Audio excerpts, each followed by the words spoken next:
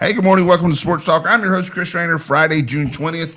It is East Coast Invitational Tournament Team Camp time. Big doings over at the Jacksonville Commons Rec Center. Jacksonville Commons Middle School, Northside High School, and Jacksonville High School all be hosting games. We're going to have the tournament director, Well Gulledge, the founding father, the godfather, as you might say, of the tournament on here shortly. We do want to thank our fine sponsors before we get rolling, though. Got National Dodge Chrysler Jeep Ram, the Jacksonville Ospreys, CNS Paint, Ron Choate and Victor Case, Golden Corral, Mr. Billy Sewell, Rock Creek Golf and Country Club, Jones Onzo EMC, your Touchstone Energy Cooperative, who is the title sponsor of the East Coast Invitational also. Jones LP Gas, located in Verona. They have $11 cylinder fill-ups today on Fridays. Southern Touch Painting, Fountain Management, Miss Sandra Fountain, who had a birthday this past week. Happy birthday, Sandra. Onzo County Motor Company, Barnes Diamond Gallery, Lane & Associates Family Dentistry, Doctors Tommy and Kim Morgan, Bartley Insurance Services, Mr. Bill Mercer, and Humphrey Heating and Air Conditioning. It's getting hot, so make sure you get them air conditioners checked. Thanks to Helen's Kitchen and Billy Grissom for feeding our sports talk show and guests every week. Also want to thank Ben Beasley and Onzo County Motor Company for sponsoring our racing report. And another heating and air place, Downey's Heating and Air. Make sure you get them to check your stuff too. They sponsor our Osprey report. How about it? So Ospreys are kicking. We'll talk about that when it's time for the report. Make sure you subscribe to our YouTube channel at WSME Radio and watch us live and view tons of previous shows and podcasts. We're on there right now. We're also on Facebook at Freedom 971 WSME. You can listen online and live at our website, WSME971.com. And my favorite way to listen, of course, is the FM and AM airwaves. The landline. Just nothing like it over the radio. Terrestrial radio. All right, we're going to get started. Tell us a little bit while I'm getting up with Mr. Gulledge to call in for us. Tell us what happened at the Belmont. You were talking about that right before we went on the air. Well, I got them backwards. I picked journalism to win and Sovereignty to finish second, but it was all the way around. Sovereignty run him down, and he won the Belmont, and journalism was second. Really? And they were the two that you said? Mm-hmm. Yeah. So if somebody would have listened to you and made that bet that the top two would have been them in no particular order, they'd have made a lot of money. Well, I think everybody better than them two horses, to be honest with you. Yeah. So, So Sovereignty won the Belmont, which means Sovereignty was 2/3 Triple Crown this year. Well, he didn't run in the Preakness. Oh, he did? He skipped the Preakness, yeah. So he was the one that won the second race. Okay. Let's see if I can get Wells on the line here. I was going to have him call, but sometimes things get miscombobulated. How you doing back there, Hollywood? I am fantastic, Chris. It's a wonderful day. You do a wonderful job, and we appreciate all you do. His daughter just graduated. From fourth grade, if you graduate. Yeah. She's going to the fourth grade. Hey, good morning. Welcome to Sports Talk. We got Wells Gulledge on the line here. How you doing today, Wells?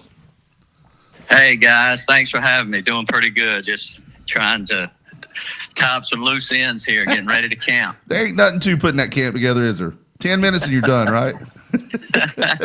More like 10 months, isn't it? Hey, 300 hotel rooms over 3 nights, and officials and T-shirts and rosters and printable items, and then of course we're live streaming everything. 140-something games that are going to be live streamed. Wow. There's not a whole lot going on. No, it's more like 10 months instead of 10 minutes, isn't it? Yeah, it really is. But I hear you got a really good crew lined up to stream the games. Some world-renowned broadcasters, things like that. Hey man, I hear a guy named Raynor might be on the mic again. Yeah, they put me on them D-level games. Hey, we do want to give a big shout out to Brian Hanks. Heard he had some health issues last week, recovering well from what I understand. He normally helps you out with the tournament and everything, and we want to give a big shout out to him and keep him in our prayers as he recovers from his issues that he's had. Man, we're certainly praying for Brian and his family. With the Brian Hanks show, he's been a big part of my coaching career along the way, and just a dear friend. So, definitely we're thinking of him during this time, buddy. I appreciate you mentioning that. Yeah, he's a good dude, man. And your sponsors, you have the same sponsor every year, all those the ones that help you out. How many teams you got in the tournament this year? 32. We took it back from 36 to 32 just because of, to be quite honest with you, 36 takes a lot of officials. And we've got Jamie Luckey of the ACC coming in, who's going to be running probably 4 gyms, and then Robert Farley's going to bring in some of the top level high school guys to run 1 gym. So, you're kind of at the mercy of what goes on with the officials. If you're going to run 3-man crews, a lot of team camps just run 2-man crews, and then, you just don't get the quality of teaching and learning. Yeah. And really just game time experience for those guys in a training purpose as well. So we've always run 3-man crews, and I think we always will, just because I think it sets our camp apart from so many others. Well, we got Steve Goodson going to be popping in here in a minute. He's running a little behind this morning. He'll be popping in, and he knows a lot of the details of how you guys got started. We'll leave that more to when he gets here, so you guys can reminisce about that fateful meeting in the parking lot that day. Man, it's hard to believe. This is 24 years. Is it really? Yeah, and it would have been 25, except for we had to cancel the COVID year. So next year is going to be a big time year, big time celebration for the East Coast. It's going to be 25 years, and we've got some really cool things in store for next year. Well, the East Coast Invitational turns 25 next year. Our country turns 25 times 10, 250. It's going to be a big year. I mean, that's a big deal, man. 250th anniversary of our country, Is it 250 or 249? Man, 100%. It'll be 250 next year. Okay. Yeah. Next year. Okay, that's 100%. right. Okay. Let's see, 1776 plus G. 250. I saw it on the news, so I'm going to take their word for it before my head explodes over all that math. Look, brother, you know what? You celebrate everything you celebrate now, but the world we're living in, we're just, it's just a blessing for us to be able to get up in the morning and not worry about things dropping on our head. And, you're right. And going to the store, and not having to worry about things. It's just with a lot of things going on in the world today, it's, we get to play basketball, and that's a blessing. Well, here at Freedom 97.1 WSME, we take that stuff very seriously. A lot of people, I think, in this country have got where you almost take our freedoms for granted, and so they don't remember the hard work of our military, the sacrifices of the military families, the ultimate sacrifice that was paid. We just honored that with Memorial Day, and our troops and our law enforcement stuff that keeps things in this country, from going totally crazy, Listen, I get it. I grew up in a law enforcement family. My dad retired with the state as a law enforcement officer. My brother's the sheriff of Richmond County. So you know what? I see when I'm trying to spend time with my brother when I go home, I just see what he does and has to do with his phone just when he's on, when he's off and on. But there's no days off for those guys when it comes to that. And listen, we love our military and our police officers and sheriff's deputies and our first responders, the ones that do it the right way. We can't thank them enough. You're absolutely right. Getting back to the tournament, what's some big dogs you got coming in this year? You got some any 4 or 5 star talent coming in this year? Really, I haven't paid attention to overall talent. There are some really good players that are going to be here. Ben Smith just won the 3A state championship, and that's a team, right? Yes, that's the team, yeah. And they've got several kids that are coming in that are going to be above the rim type players, and then Larry Williford over at Farmville Central will be stacked again, and Kinston has a mid-major guy that may turn into a major guy. Millbrook's always loaded with tons of talent. You got South Meck, and Independence High School has got some size to them out of Charlotte. So, it's hard to pinpoint that. I've just been one, to be quite honest with you. We just supply the platform, and I love enjoying just coming in there and earmarking the ones that are going to be able to go on and play at the next level. It just, we don't even keep up with total points scored. It's more of a team event. Right. It's win or loss now. The newspapers and all the media that'll be in there will certainly keep up with the players' individual points, but it's a team camp for me, and that's why we started it, to put team first. And the individual accolades, we don't really not a camp that's going to take them over there and stick them in front of a banner and interview them and tell them how great they were, because there's going to be days when they're not so great. So, A lot of you Will. get told that too much anyway, don't they? Wells, do you have any 7-footers coming in? I told the counselors at school the other day. She said, "I think somebody is interested in basketball." I said, "Well, if he can fit underneath this doorway right here, I don't need him. If he has to duck to come in, send him to me ASAP." I don't know that there'll be any 7-footers. There'll probably be some 6'8", 6'9" guys that are going to be showing up, and these kids nowadays, you don't even have to be a 7-footer to be a great player, because this game is such a positionless. It's such a positionless game.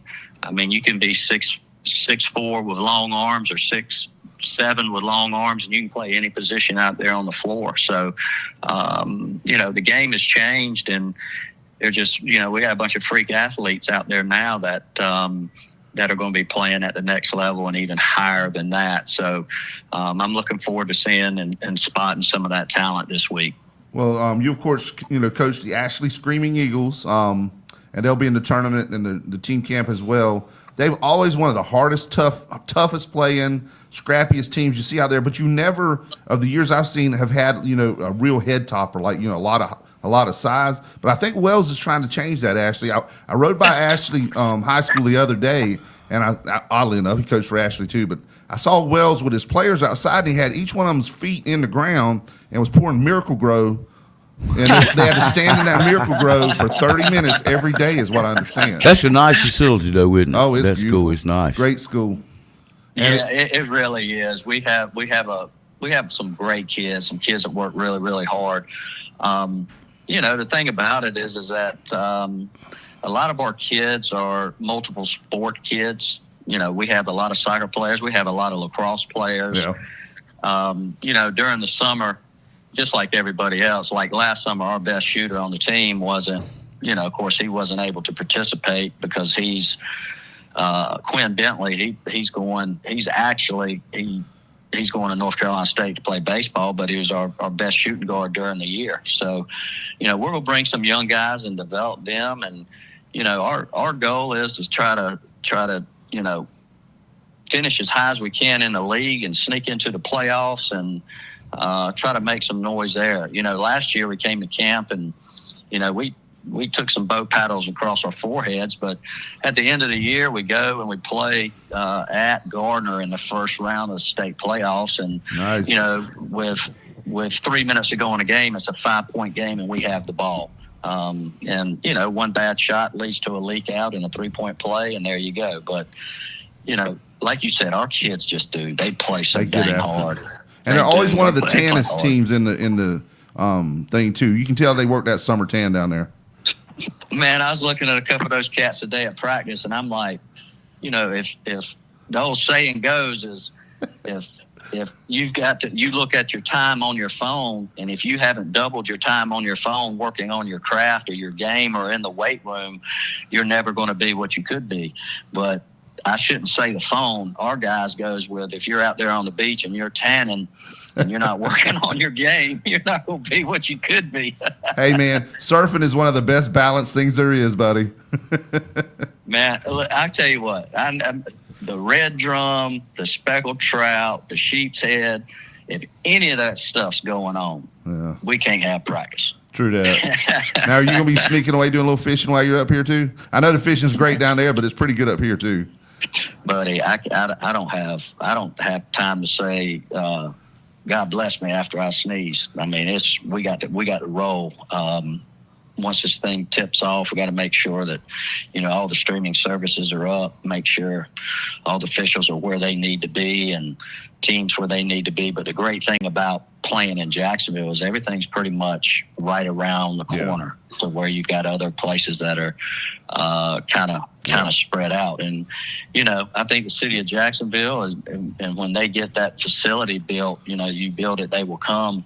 You're going to see tourism at its best once that new facility breaks ground and is built within the next 3 to 5 years. It's going to turn Jacksonville into a destination event for athletics. For all whether kinds it's- of tournaments, yeah.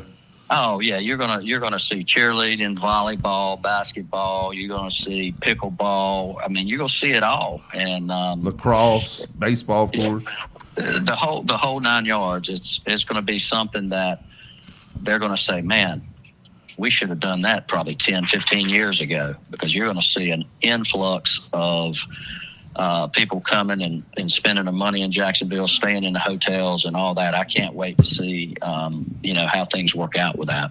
Well, 4 and however many years ago, little Wells Gulledge and little Stevie Goodson got together one day, and they started talking basketball camp. Steve has come in now, and Steve, welcome to the show, Steve Goodson. Good to be here. And for the record, I don't know there was ever a little Stevie Goodson, but okay. It was a younger Stevie Goodson. Where you hatched at about 15 pounds and went on from there. Exactly. What's happening, boss What's man? what's up, brother? I've been running around doing some nothing much. stuff, trying to take care of some family stuff, trying to take care of some ECI stuff. So, just kind of moving and grooving. So. Well, remind everybody the story about how you guys kind of got together 24 years ago. This will be the 24th year Wells was telling us earlier. So next year will be the 25th anniversary of the ECI. It doesn't seem like it, does it? Nah. So my side of the story was I was working at Jones Onslow at the time, and Wells kind of through a coworker who happens to be his his mother-in-law, got introduced to Wells, and Wells kind of pitched this idea. I thought it was a good thing. I was actually at the time the chairman of the Jacksonville Onslow Sports Commission. And Wells, it's funny that you mentioned building a facility. That was one of the things, like you said, probably 10 years ago, 18 years ago that I worked on. We made movement with a couple executive directors that were here at the time. Never could get that traction, but Wells pitched it to me. I thought it was a good idea. We were in the kind of funny. We were in the Food Line parking lot in Richlands, North Carolina, getting ready to go to a hockey game. And me and a couple of folks from work. And my boss was actually going at the time. He pulled up, and I said, "Hey, before we get in the car, I want to hit you up about something." I pitched the idea, and he looked at me, and he's like, "I think that'd be a great idea. Let's get behind it. It's about community. It's about doing things for the kids. It's about economic development through sports. It's about making things better in the community, having an avenue for folks to see things and something to do on the weekend." And so we got behind it. So whatever you said 24 years ago, it's been a long time. Man, it's like the meeting of Smith and Wesson Must- to get things yeah. started. Must have been. That big, man. Yeah. So for a long time, I was just in the inevitable position of being in the sponsor role, and that's something that we valued. And I do want to tell you this: one of the most loyal folks that you will ever meet in your entire life is Wells Gulledge. He's had many opportunities over several years, and he will unabashedly tell you no, but he has To move the tournament somewhere else? to move the Yeah. tournament. He's had big money from others, other folks in other neighboring towns within a couple of hours drive from here. Move the tournament. And year in, year out, he's turned them down, and he said he was riding with the horse that got him here. So kudos to Wells Gulledge for that. Wells, were you the coach at Jacksonville at the time? Is that why everything started here? Yes. The biggest thing is that conversation with Steve is when I was the coach at Jacksonville, I said, our kids are having to pay all this money to go to team camps on college and university campuses. And back then, the universities used that money to subsidize some of their assistant coaches' pay, which, 25 years ago, a Division I assistant coach was probably making $25,000 to $40,000, and they would use these team camps to basically give their assistant coaches, more money. And we had kids that from Jacksonville, and not only Jacksonville, but from all over that, couldn't really afford to come up with. Back then, $250 to $300 was a lot of money. It still is today, but back then, you think about that many years ago, that's like almost $800 today. Oh, yeah. For kids to do that. And, we wanted to be able to make it fair and affordable for kids to come and participate in a high quality tournament. And we started out, I think, with 12 teams and went to 18. And along the way, we've grown. I mean, like I said, we did 36 last year. It's just kind of tough to manage because we're at the mercy, be quite honest with you, of good officiating. Yeah. And, teaming up with Brian Kersey, the commissioner of the ACC, who's kind of passed it on a little bit to Jamie Luckey. Jamie was at both Duke Carolina games. He called, I think, both of them last year. So, just networking and being a training ground for these guys is so important. But that, that's kind of how things started, and that's kind of how it's grown. And but Jacksonville's always a special place. It's the first place that I became head coach at 24 years old, and it always will be special to me and all you guys. Well, we appreciate you calling in today. I know you got a ton to do, tournament kicking off and everything. And, man, we really do appreciate you calling in. And we want to promote people. It's the best $50 you'll spend, isn't it, to go out there and watch all these games and see all that talent out there. Listen, it does. It breaks my heart that we have to go up and charge those types of things. Well, that's for the whole tournament pass there. Yeah, there's cheaper options per day. Over 148 games, yeah. Yes. But, we didn't start it to do that. We've just had to adapt with the prices of hotels and officiating. And my wife is back there right now getting the camp T-shirts sorted out. We were back there together. I'm glad you called because I think I was about to get hit with a flying elbow. So it was a great time for me to step out and talk to you guys. But now we've taken it to a different level. A lot of people don't know, and Steve can attest to this. Todd Bartley and Steve, and even you last year, Chris, we had over 40,000 views on our streaming service that we put together. Wow. And this year, hopefully, we will have it a little bit better. It'll be a little bit more streamlined where fans can actually, if you can't get here from Charlotte or Richmond County or Raleigh, we've had grandparents or people that they know from overseas just watch these kids play. So we're really excited about the streaming package this year and just kind of see what we can do with that to move forward with. Well, real quick, give everybody a website where they can jump on that. Is it straight off the ECI Team Camp webpage? It is. It's www.eciteamcamp.com, and you can navigate everything through there from the schedules to the schedule of events, every gym, location. You can even go on there and, purchase your streaming tickets, the whole 9 yards. And you have to give a shout out to Steve because Steve is the website master when it comes to those types of things. Yes, he is. Hey, one interesting thing, real quick, I promise. On the website, very interesting page. Dontrell Styles, Wendell Moore, Reggie Bullock, Brandon Ingram, Kobe White. These are just some of the guys that have played in this tournament, in this camp. In years past, there's a whole page dedicated to alumni.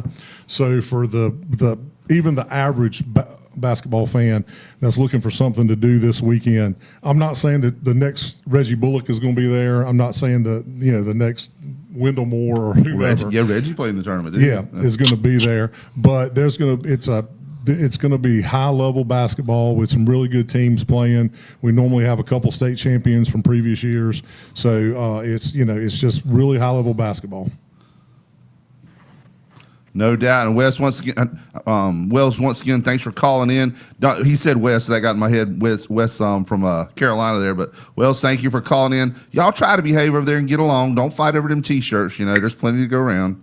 And we look forward to seeing you this weekend at the camp, and we'll get it up and running, and we'll make sure we make some other mentions about it, too, later in the show. Guys, really appreciate each and every one of you. And you know what? It takes a village to make this thing kick. And we just look forward to being back in Onslow County. And listen, can't say enough about Jones Onslow, the Sports Commission, Bob Mills, Mitsubishi. You know, another thing, Pete over at Chick-fil-A. And then also, you know, the school system and the rec department. The rec department is the backbone of this thing, and Spider's done a great job of getting with all the schools. I mean, everybody is kind of like community in schools. Everybody gets together to work on this once a year. And like you say, it's not something that is just put together overnight. It takes time to a little bit right after Christmas. That's when everybody starts calling. We start putting the pieces of the puzzle together. But it for everybody that's involved, we just want to say thank you and for your continued support. Well, thank you for all you do. Go get your stuff together, and we'll see you out there later at the tournament, man. All right, brother. Thank you guys Have a so good one, much. Wells. Talk to you soon. All right, See you, bye. bud. All right, we're going to take our first break. We'll be right back on Sports Talk.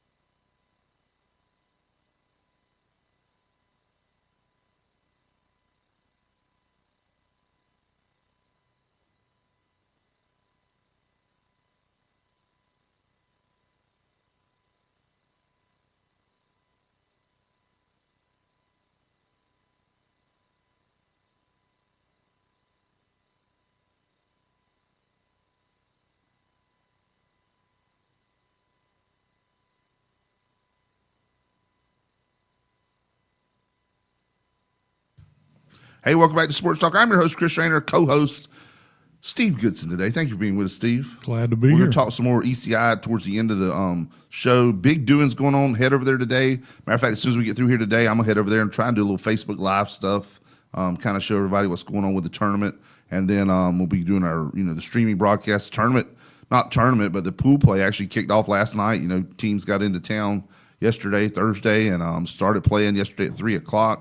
So a lot going on over there. Tons of games to watch. It's one of the best little investments you can do. And you heard the music leading in. We do want to go and jump on our racing report because Steve is such a big NASCAR fan. NASCAR. Where did they race that last week? Do you know? It's in the headlines. Carteret County. No, it's in the headlines. People are Pocono? waving the flags. Pocono? No, people are waving the flags in the streets of L.A. Mexico. Oh, did they? Kind of an odd week yet to be I didn't know that they traveling even, south of the border. I didn't even know Apparently they there was had no a race incidents. in Mexico. I didn't either, but they do. It's called the name of the. Oddly enough, the name of the track is Autodromo Hermanos Rodriguez. Okay. That's the name of the track. Yeah, I never would have known. I do know that South of the border. Formula One raced in Canada. I do watch Formula One racing because they do more than just turn left. Oh yeah, and that's racing report. Well, now this one they did too because it's a road course. Oh, okay. I remember years ago, if you told me they were racing down south of the border, it was Florence, South Carolina, and Darlington. Yeah, you know. yeah. So Shane Van Gisbergen, you've heard of him. Shane Van Gisbergen, isn't he the MVP from the Oklahoma City team? Very similar name. He won the race in a Chevrolet. Christopher Bell was in a Toyota second. Chase Elliott in a Chevrolet. Alex Bowman in a Chevrolet. Chevrolets and Toyotas eat it up. The first Ford was down in 8th place. Cole Custer. So you kind of lost me when you started having. It used to always be Ford and Chevrolet, and there was a Dodge thrown in there every now and then. But when you introduced the Toyota, and then it was like a Toyota based on like a Toyota Camry body or whatever. Well, I'm like, so is. I just, you're on the mean streets of Jacksonville, And a Camry. and you're racing up and down the road in a Toyota Camry. I understand. I just believe me. Back Okay. in the heyday of NASCAR, you see a Dodge Charger over there, and you knew that was a race car. That's right. Yeah. That's right. Or Chevrolet Monte Carlo, cars like that. Toyota Camry just doesn't strike fear into me, taking off at the light. But they're racing this coming week at a place you may have been before. You ever been to the Poconos? I have never been to Sounds the like Poconos. a lovely place, doesn't it? No, my brother, with his first marriage, went to the Poconos for his honeymoon. His first marriage. Yeah, but he's been there for he has been there and said it was quite lovely up there. It looks like a good place on the Pocono track is one that's totally unique too because it's in the Pocono Mountains, but it's a triangle. It's not an oval or So there's only three turns, 3 corners. Yeah, three So left. you're making a pretty sharp turn. I wonder if that will cause any confusion because you have muscle memory and you're so used to making a fourth double turn, fourth left turn. Yeah. I wonder if the people be turning into the infield and I don't know. wrecking because there is muscle memory. It is, and I would think as sweeping as they are to make it a triangle track, it's almost like you're making 2 turns at a lot of tracks. It's just like you're making 2 turns because it bends so hard. So it's almost like you're making 3 now. It is a little weird, a little different. But I'm sure you'll be tuning in. You have Prime. It's the last week they'll be covering the race on Prime, and then they'll go back to normal cable TNT, which I've heard a lot of good things. They say the Prime coverage is excellent. So who's leading the point standings, I'm sure. William Byron. Oh, I thought Richard Petty's not in first. No. Oh, okay. Richard Petty won last year and retired. Oh, okay. He went out and dropped the mic and left. Okay. William Byron, Kyle Larson, Christopher Bell, Chase Elliott, and Denny Hamlin. Now, did you happen to catch? Wait a minute. Where is what's his face? What's his face? The guy who they made the movie about. Where is Cole Trickle. No. If you're not first, you're last. Where's that guy? Oh, Ricky Bobby. Yeah, where's Ricky Bobby? Ricky Bobby is taking a leave of absence. Okay. He's he had a little issue. His car caught fire. He was running out on the track in his underwear, so he had to take a little time off. And where's is Tom Cruise in the top 15? No, that's Cole Trickle. Oh, that's Cole Trickle. Okay. He's taking time off to film another movie. Oh, okay. Top Gun 27. Okay. So or Mission Impossible 27. Okay. So I want to thank, of course, Onslow County Motor Company, Ben Beasley and the gang for sponsoring our racing report.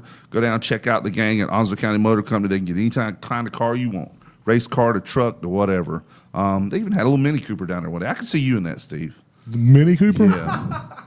I would be like the clown with my head poking out at the circus of the top of the vehicle, or just like a grape ape. So one time my wife and I, when we first got married and before we had kids, we test drove a Mazda Miata. How'd that go? Miata, and we had to test drive it with the roof down. It was a convertible, and my head was like sticking above. I had some bugs on the top of my forehead because it was sticking above. You're like Magnum the, PI in that Ferrari where his head always stuck out the top. He never had the top on. Exactly. I could see you or me with a Mini Cooper. First thing we do is like Bubba Smith and Police Academy, rip out the front seat and just sit in the back seat. Yes. So yeah, but they got any kind of car you want down there, go check them out. And thank you once again to Onslow County Motor Company, Ben Beasley, for sponsoring our racing report. We'll dive right in. Are we ready for a break? We're ready for a break. I thought I yammered long enough. We're going to take our second break. When we come back, we'll jump all over our Ospreys report. We'll be right back on Sports Talk.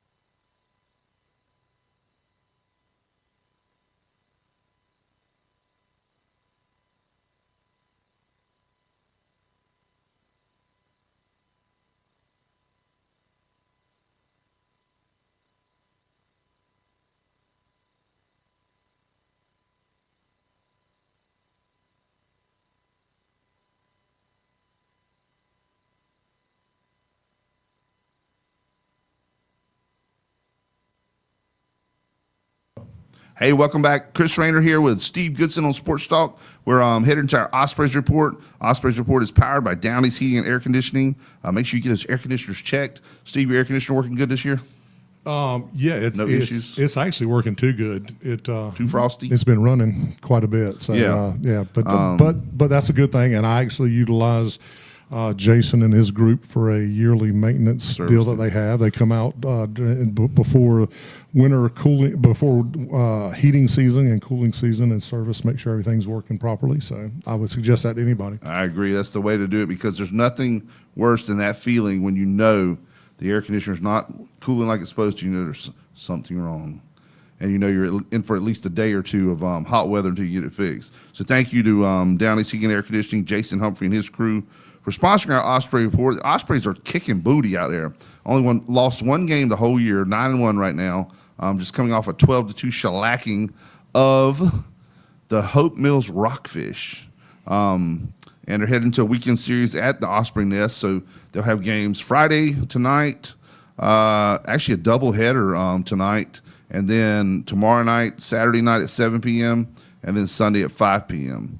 And actually Monday too. So that'll make it actually a 5-game stand. It was supposed to be a 4-game homestand, but one of the games that got rained out got moved to a doubleheader this weekend. So the Ospreys are going to have a lot of games coming up this weekend. Starts off with the Oak Island Loggerheads. So check that out tonight. First pitch starts at 6 o'clock there at the Osprey Nest. Like I said, 9-1. They're doing pretty good. Have you been to a game yet this year, Steve? No, I have not. Last year, though, I went to yeah. a couple games last year. It was nice. If they played in the maybe like October when it wasn't so 132 degrees out there, then it might be better. But no, I have not been. I plan on going at some point in time, but I have not been yet. It's one of the only places where the way the field was set up, the breeze always comes in from the outfield.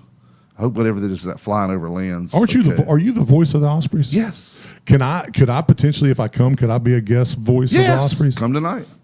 You'll probably be the DC guy tonight. Well, I'm going out of town for a wedding this weekend, and when we leave here, I'm going to go to ECI for a couple minutes, and then heading to Raleigh for a wedding in Raleigh tomorrow. Anytime we have it, there's games. If you're back Sunday, there'll be game Sunday evening. If you're not back till late Sunday, there'll be game Monday evening. So Monday evening, come on out. I'll put you on the mic. I'll go get a hot dog. They have a beer garden there now you can go to. So if I disappear for a little while, you just take over. Because you love baseball with a fiery passion. I love baseball so much. I mean, I'm getting just excited just talking about the Ospreys. It's amazing. I do watch for anybody that knows me knows I do not. I have much disdain for Major League Baseball. I love college baseball. I do enjoy college. I think college baseball is awesome. You and I went to. Man, we had a blast. We had a blast a couple of weeks ago. But I just do not like Major League Baseball. I don't like NBA basketball. I just think they're overpaid. And We went. Was it last Friday? No, Friday week. I can't remember, dude. Whenever it was, maybe Friday it was week. a regional, so it was 2 on weeks a ago. Friday, 2 weeks ago on a Friday. Had a blast. We found us a place under a shade tent, and we were perfectly content. We right never there. sat in our seats, but we stayed in the shade.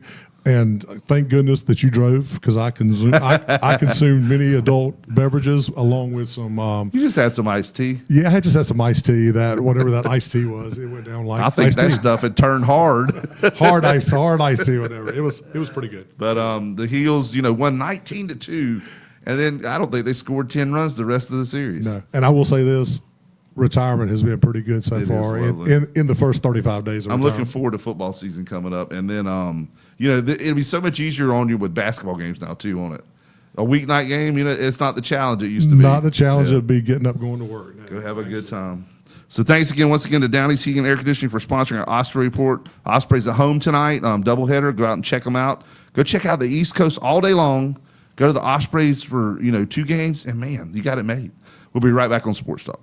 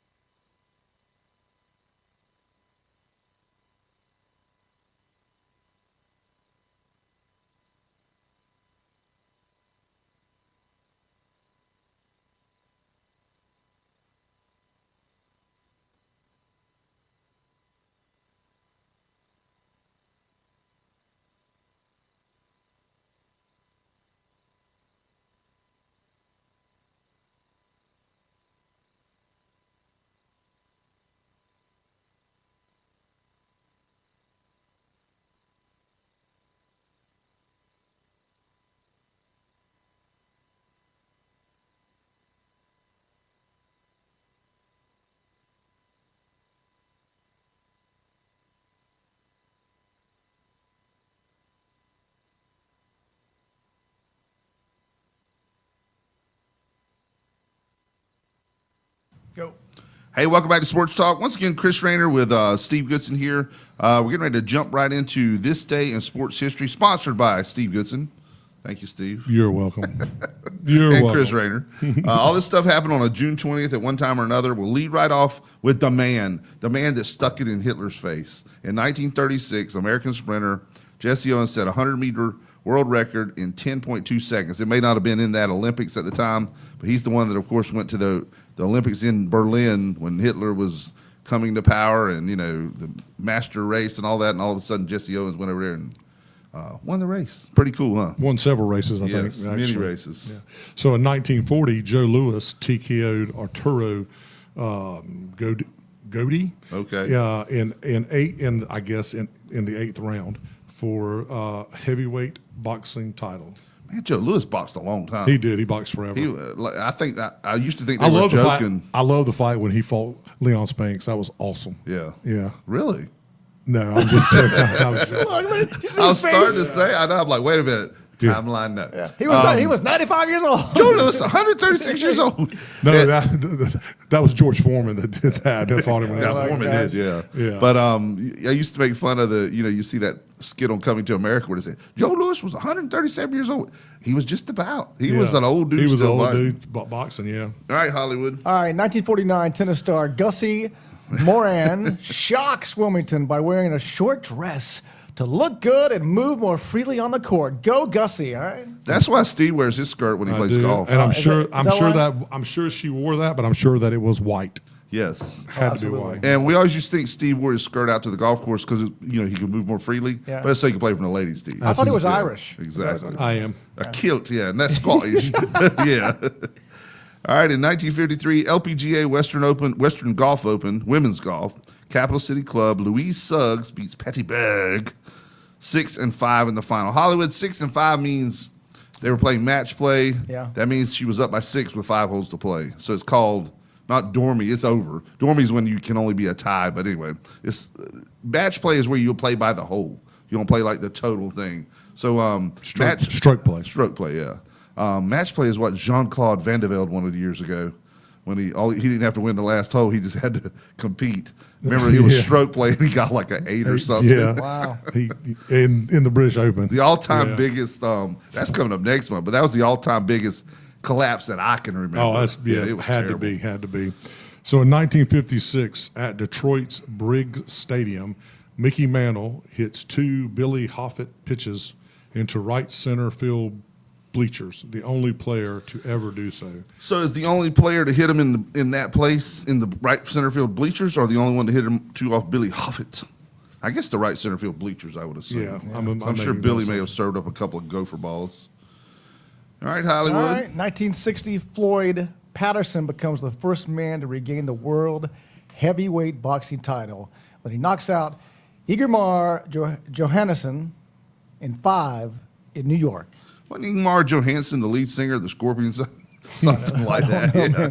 I don't know. Ingwe Malmsteen or something. You would know Hey, that. look, he may have got knocked out, but his daughter Scarlett Johansson is Smoking. is a beautiful woman. She's It's fine, yes. Yeah, so maybe that straightened The him Black out. Widow. Yeah. All right, in 1966, U.S. Open men's golf, Olympic Country Club, Billy Casper erases a 7-stroke deficit on the final 9 holes. Okay, this may be one of the biggest collapses there. To tie Arnold Palmer and wins Monday in an 18-hole playoff by 4 strokes. Wow. I would have thought Arnie would have gave up 7 strokes in 9 holes. Must have been getting a little long there in the tooth or something, but Arnie didn't have a good day there to lose by that much in the 9 holes. That's kind of my kind of collapse, not Arnie's. He may have had some anger issues. that Maybe. day. Very good point. Snapping hickory shafts and all that. In 1968, when I was born, Great year. Jim Hines becomes first person to run 100 meters in under 10 seconds. And all I will say is that he became the first person because I was not born until 1968. And now, if I had to run 100 meters right now, Yeah. you would know that somebody was chasing me. Yes. All right, and Steve, if I ever ran at 110 seconds, somebody was chasing me. then. So honestly, how fast do you think you could run it? 100 meters? Right now? Yeah, I mean, seriously, like 30 minutes. No, no, let's see. I probably could run it. Could I take a break halfway between? Now, No. keep in mind, 20 it's a seconds. little longer than a football field. you could do it in 20 seconds, couldn't you? 30 seconds. Yeah, I think I could do it in 20 seconds. 20 seconds, yeah. I think I could do it in 20 seconds. It all depends on how long it took them to get the paddles out there to resuscitate me at No, midfield. It all depends on if you put like a donut every 15 yards. Yeah. Then and I was racing Chris, That's what- racing hey, Chris, and there was only one donut. Look, and we should whoever have- got there first got the donut. What would be great is we should have like a YouTube, Facebook Live. Me, Steve, and Dave Miller. And all three, man, it would be great. That'd be a moment. Yikes. Put the wide angle lens on it. Please have EMS close by. Yeah, absolutely. For knees or whatever. All right. We won't talk about that. Let's stuff. swim. Let's go swimming for a thing. Because I'm just messing. No, you've been swimming a lot. I lately. swim every day. Yes. Yeah, all right. So You'd win. All right, 1982, Major League Baseball Philadelphia Phillies, Pete Rose becomes the 5th player to appear in 3,000 games, joining Ty Cobb, Stan, help me here, Musial. Hank Aaron, and Carl. Yastrzemski. There you go.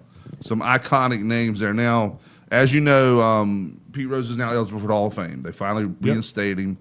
If you're his family, knowing his wishes that he didn't want to go afterwards, would you just tell the Hall of Fame to stick it at this point? No, I think that at this point you're doing it as much for the fans, really more. I mean, obviously you're doing it more for the fans. I've been on this show, and I can't remember it wasn't last time we were on here, but well, it could have been when we were talking about the GOAT, and I publicly said I think Pete Rose potentially was the greatest everyday baseball player to ever play baseball. There's no doubt you got his 127% effort every time. What? Charlie Hustle. All-Star game, runs over Ray Foss Yeah. at the catcher. I mean, that just epitomizes how he played. This just how he played shows baseball. that Steve has that closet interest in baseball. Nope, I did when I was less than 11 years old, 12 years old.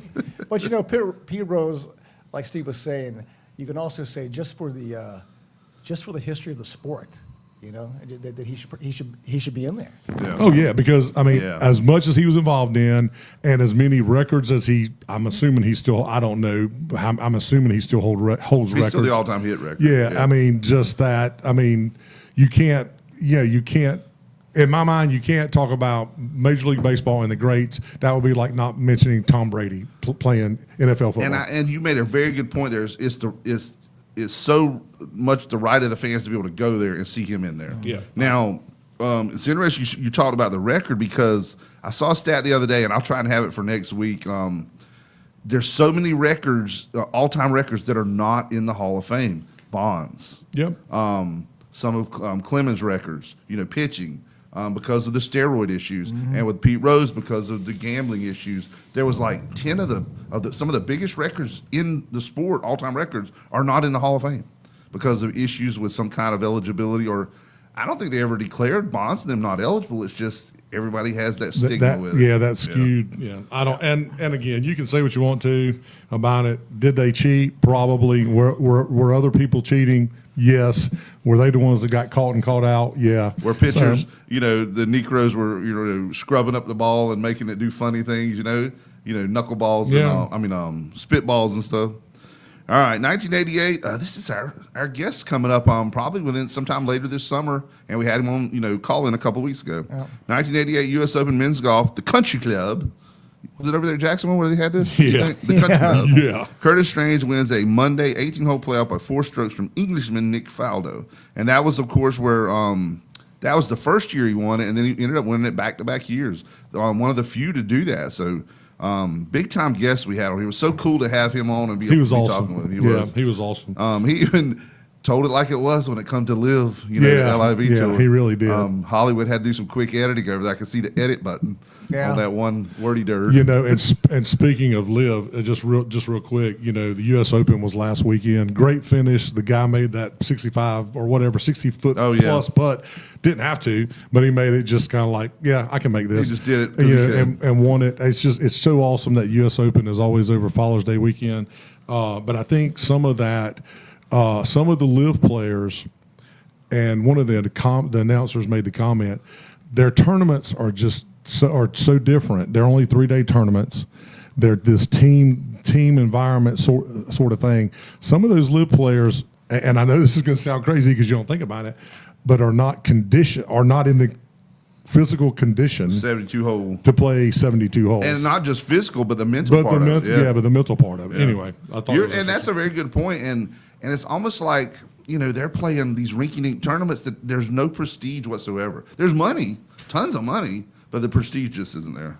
Who has? Oh, you got the next one. I got the Steve. next one. 1993 NBA Finals. Chicago Bulls become first team since legendary Boston Celtics of the 60s to win 3 consecutive titles with a 99-98 victory in Game 6 over the Phoenix Suns.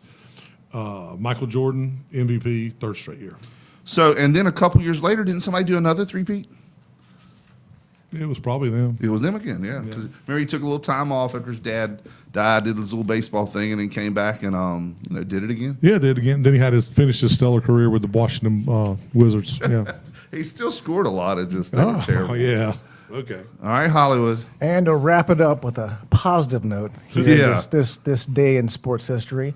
1994, former NFL running back, broadcaster, and actor O.J. Simpson arraigned on the murder of Nicole Simpson and Ronald Goldman. There you go. That is not the arraignment, but that is one of those events Surreal. where like when the shuttle blew up or like that event. I remember I had been married we were living beside my parents, and Beverly and I were actually watching my niece, who is now a college educator at Coastal Carolina Community College. She's the choral director. We were watching her on a Friday. It was a Friday night. We had ordered Tony's Pizza.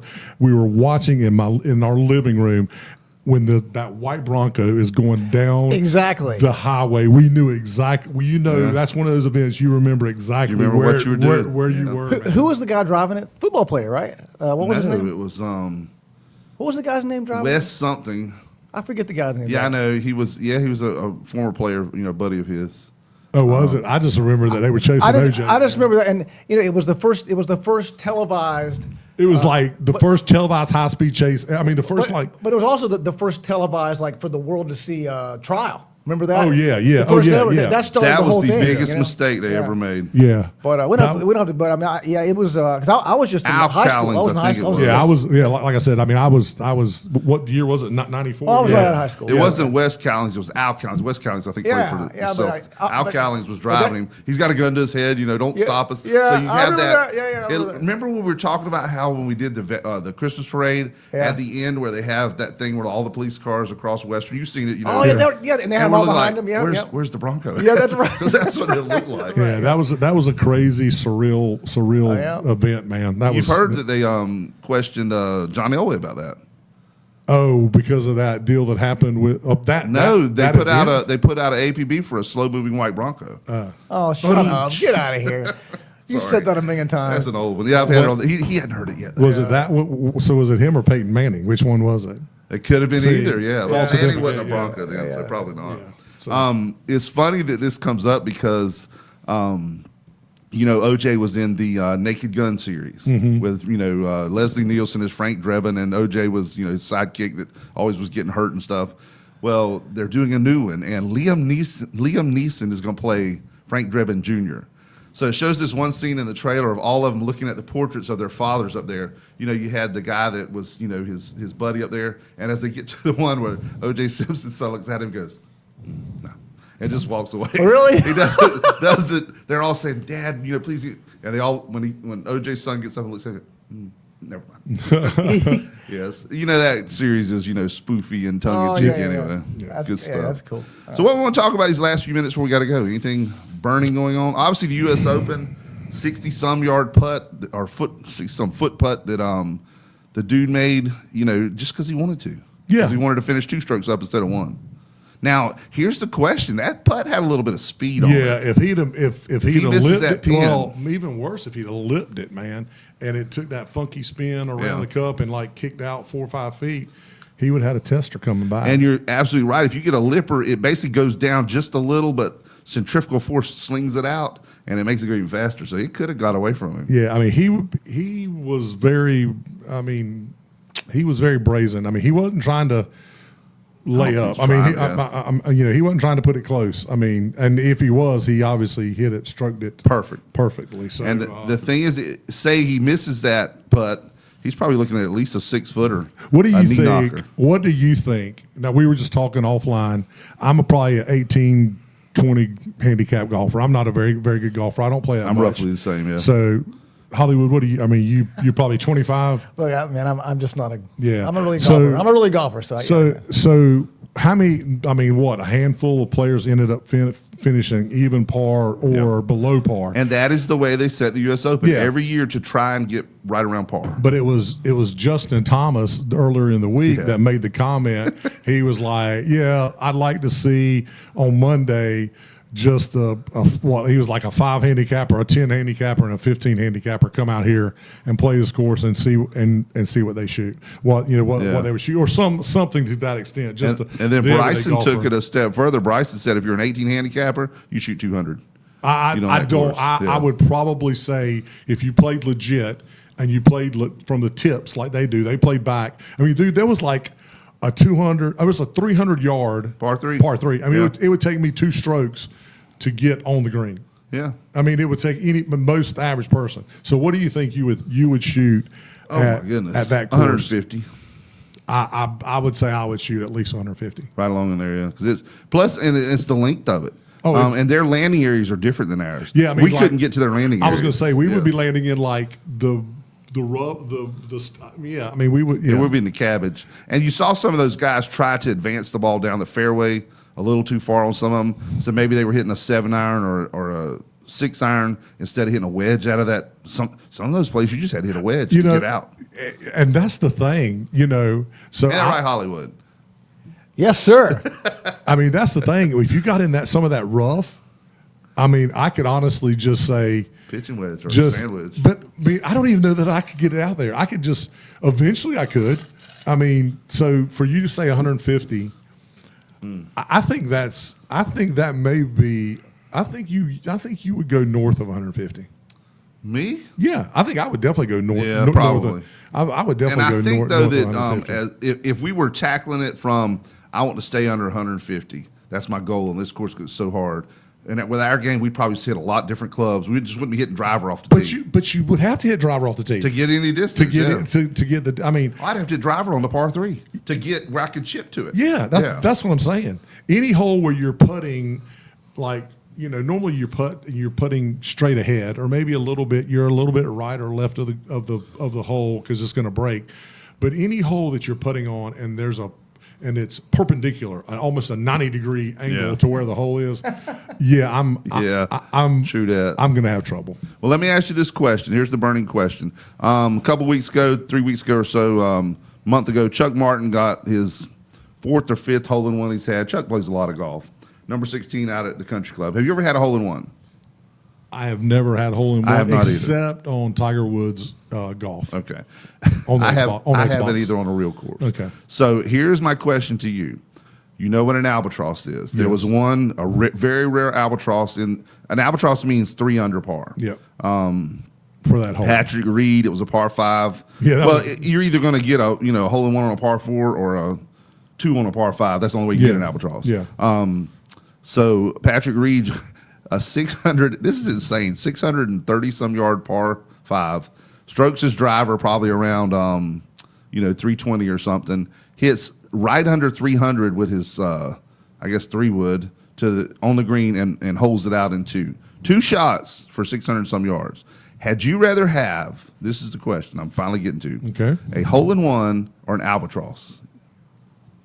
Well, I know what would be more realistic, so I'm going to say I would rather have a hole-in-one because there's not a chance in hell I could hit 2 really good shots back to back. Oh, I know. I'm not saying you could, but what I'm saying is, if you you only get one of the 2 your entire playing days. I'd rather have the albatross. Would you? Yeah, because it's so rare. Well, you don't go into the bar at the golf course and say, "Hey, I just had an albatross." You know how many courses have probably ever had a 2 on a 5? Well, that's true. I mean, but you're right. You don't get your name in the paper for. You don't get your name in the 2 paper. on the 5, your paper. That's for that. true. But the likelihood. I mean, there is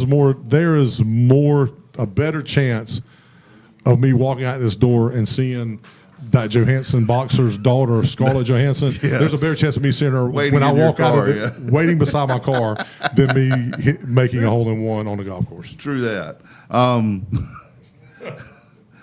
What else was going on this past week? We had there was something else last weekend. So the College World Series is going on. It got delayed a little bit on Tuesday, Monday night, Tuesday because some weather.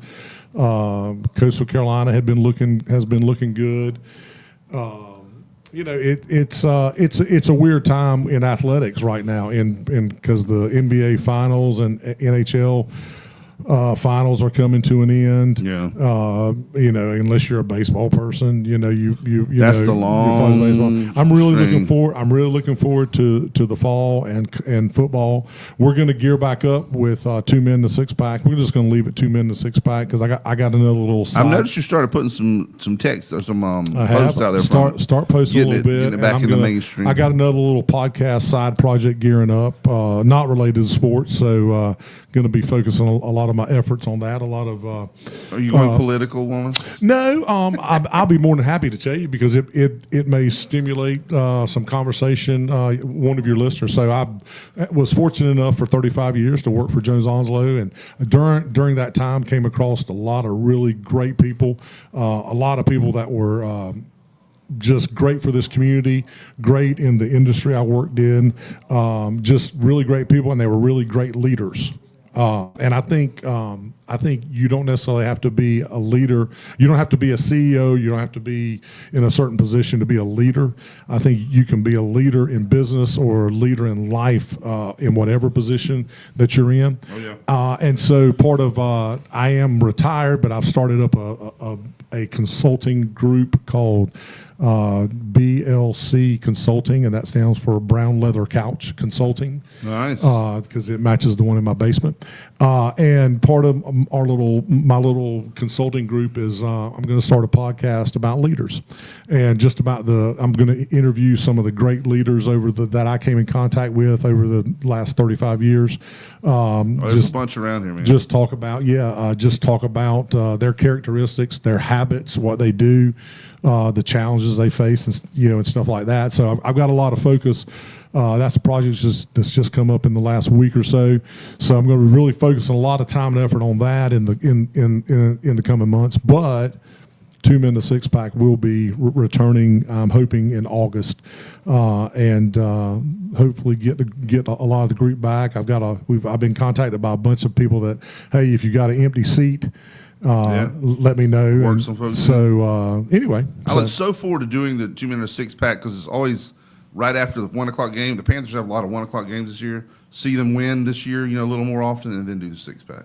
So you're hoping for a lot of things different this year? Oh yeah, okay. I honestly think they'll be a little better this year. I'm thinking around 500 if I had to guess. That would be a big step if they finished 9-8 this year. That would be a huge step. Yeah, I think they're going to make some strides, but I still think You're not sure 500 yet. No, but they could have a losing record and potentially that division. Win their division. That division stinks, man. So South. Yeah. So we'll see. We'll see.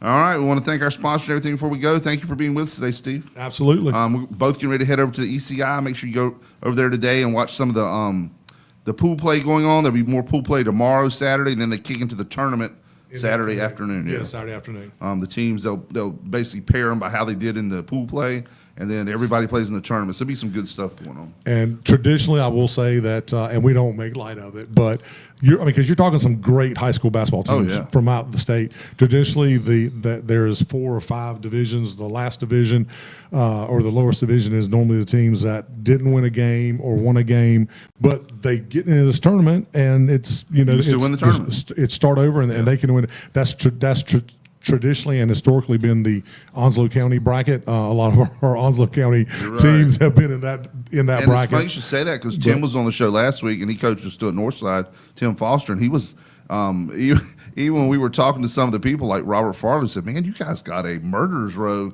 in your pool play." Yeah, I mean, which all that means is he might get put in the lowest bracket for the tournament, still win the tournament. That's right, exactly right. That's the way they do it. So there's something to play for at the end. You don't just play and absolutely. Well, we do want to thank our sponsors before we take off here. National Dodge Chrysler Jeep Ram, the Jacksonville Ospreys, CNS Paint, Ron Choate and Victor Case, Golden Corral, Mr. Billy Sewell, Rock Creek Golf and Country Club, Jones Onslow EMC, your Touchstone Energy Cooperative, Jones LP Gas located in Verona. Of course, it's $11 cylinder day.